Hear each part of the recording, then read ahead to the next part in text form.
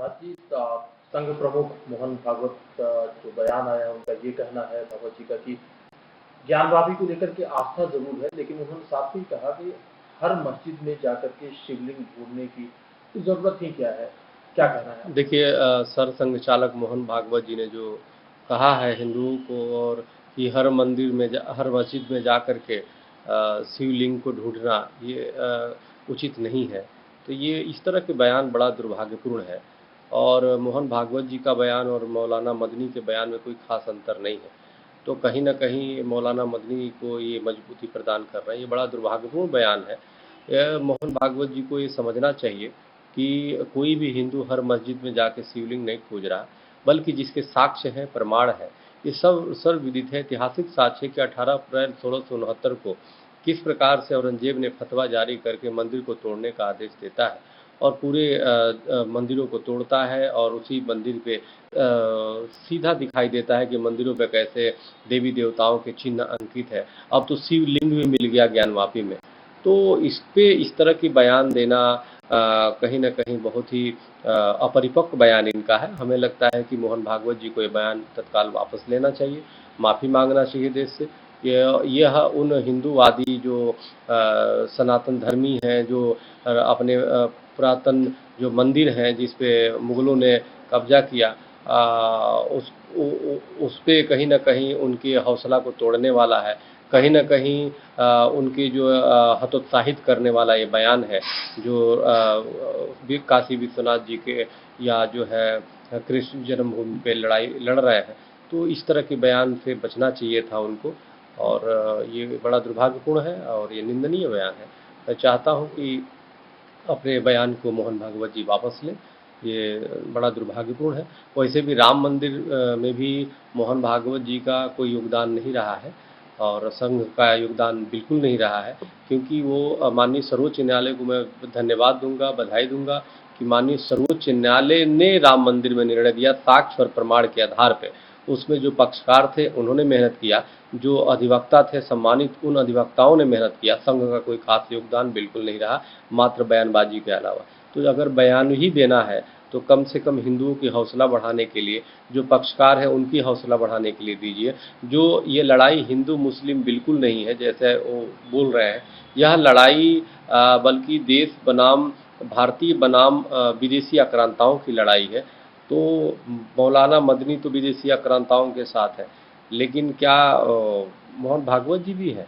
ये बड़ा इस तरह तो बयान से तो ऐसे ही लगता है कि जब हम चर्चा करते हैं इस तरह के बयानों को लेकर के, जब हम जो विपक्ष में बैठे जो लोग हैं या जैसा आप कह रहे हैं मदनी साहब, उनसे हम जब इस तरह के लोगों से जब हम चर्चा करते हैं तो उनका ये कहना है कि सभी देश जैसे जैसे समय बीतता है तो आगे चलने की यात्रा करते हैं, लेकिन हम उल्टे पांव की यात्रा कर रहे हैं।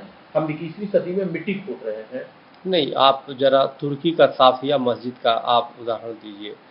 उनसे पूछिए कि तुर्की में जो गिरजाघर था उसको किस प्रकार से उसको मस्जिद में कन्वर्ट कर दिया। और मस्जिद के बाद फिर कमाल पाशा उसको संग्रहालय बना देता है कि जब चलो न गिरजाघर रहेगा न मस्जिद रहेगा, उसको संग्रहालय बना दिया था। और अभी इसी में वहाँ के राष्ट्रपति तुर्की इसी आधार पे जीता कि नहीं जी ये मस्जिद था, इसको हम चुनाव जीतने के बाद मस्जिद को कर देंगे। और सोफिया जो है उसको मस्जिद में कन्वर्ट कर दिया। पूरे विश्व में किरकिरी हुई। सवाल इस बात का है कि तुम जहाँ पे मंदिर की बात आती है, जहाँ पे हमारे शिवलिंग है, वहाँ के लिए तो तुम अपना इसकी तरह की बातें करते हो, अब पीछे की, और अपना नहीं देखते हो। दूसरी बात ये है, देखिए जब मुगल भारत में नहीं आए थे, विदेशी भारत में नहीं आए थे, तब तक देश हमारा सोने की चिड़िया था। तो सोने की चिड़िया को लूटने विदेशी आए थे। मंदिरों पे आते थे तो सोना लूटते थे, हीरे जवाहरात लूटते थे। और वो इतने भूखे दलिद्र थे कि वो उनकी इतनी भी क्षमता नहीं था कि मस्जिद बना ले। वो मंदिर के दीवालों पे ही गुम्बद सिर्फ लगा देते थे, टोपी पहना देते थे और उन्हें सौंप दिया। उनको लुटेरे थे, उनका सिर्फ उद्देश्य धन दौलत था, लूटना। उनको कोई इतना ऐसा नहीं था। तो आप जरा सोचिए कि लेकिन जो देवी देवताओं का अपमान किया, मंदिरों को तोड़ करके उसकी देवी देवताओं को जामा मस्जिद में किस प्रकार से लगा दिया, वो उस समय के ऐतिहासिक साक्ष्य है। और जिसके परिणाम स्वरूप जो हमारा देश विश्वगुरु हुआ करता था, सोने की चिड़िया होता था, उसके बाद ये देश दलिद्र हो गया। आज विपक्ष से लेकर सब कहता है क्यों हमारा देश गरीब है, क्यों वो है। हमारा देश तो अर्थव्यवस्था इतनी मजबूत थी, लेकिन देवी देवताओं का जब अपमान करोगे, जब देवी देवताओं पे वजू करोगे, जब तुम देवी देवताओं को जामा मस्जिद में दबा के रखोगे, तो देश वो दलिद्र नहीं होगा तो क्या होगा। इसलिए अब आवश्यकता है कि उन देवी देवताओं को निकाल के सम्मान किया जाए और उनकी पूजन अर्चन किया जाए। जो मंदिर मस्जिद बनाया है उसके मस्जिद के लोग मंदिरों को और हिंदुओं को सौंपे, तो निश्चित रूप से भारत पुनः विश्वगुरु बनेगा, ये देश पुनः सोने की चिड़िया होगी और देश संपन्न होगा। जब तक किसी एक धर्म के लोगों को भावना को आहत करते रहेंगे तो देश निश्चित रूप से पिछड़ा रहेगा। इसलिए देश हित में, और जितने भी मुस्लिम वो हैं, वो भी तो उनके पूर्वज हिंदू ही थे। मुगलों ने उनके पूर्वजों पर अत्याचार किया, 2-2 दिनार में उनको धर्मांतरण करा दिया, उनके पुरुषों को